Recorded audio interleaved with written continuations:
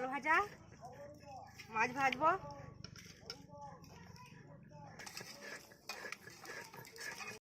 এই যে মসুর ডালগুলো তুলে নিয়েছে, আদা বাটা, রসুন বাটা, লঙ্কা বাটা।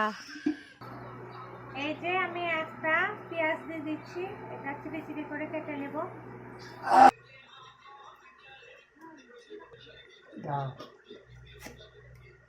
পরিমাণ মতো লবণ, এই যে একটু লঙ্কা কুচো দিব। এবার আমি এটাকে মেখে নেব।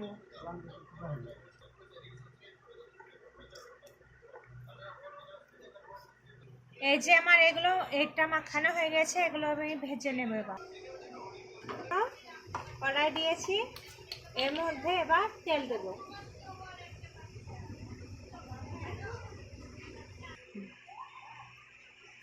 এই যে এবার বড়াগুলো দিচ্ছি।